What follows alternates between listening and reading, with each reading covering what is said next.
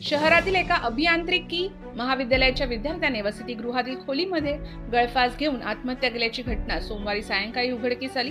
मूळ बीड येथील रहिवासी असलेला विश्वंभर खडके हा विद्यार्थी GH Raisoni institute of engineering या अभियांत्रिकी विद्यालयात ENTCच्या पहिल्या वर्षाला शिक्षण घेत होता। तो महाविद्यालयाच्याच वसतिगृहात राहत होता। सोमवारी महाविद्यालयात मिसमॅच डे हा कार्यक्रम होता। त्या कार्यक्रमास उपस्थित राहण्यासाठी तो मित्रांसह गेला होता। दुपारी 3:30 वाजताच्या सुमारास तो तिथून वसतिगृहात परतला। संध्याकाळी 6 वाजताच्या सुमारास त्याचा रूममेट शिवम सिंग जितेंद्र सिंग राजपूत खोलीवर परतला तेव्हा दरवाजा आतून लावलेला होता। शिवम सिंगने विश्वंभराला आवाज दिला असता प्रतिसाद मिळाला नाही।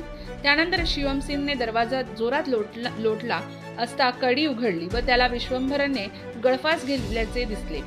ते दृश्य पाहताच शिवम सिंग खाली गेला व इतर विद्यार्थ्यांसह त्याने ती माहिती रेक्टरला दिली। त्यानंतर MIDC पोलिसांना कळवण्यात आले। नंतर मृतदेह शासकीय वैद्यकीय महाविद्यालय व रुग्णालयात नेण्यात आला।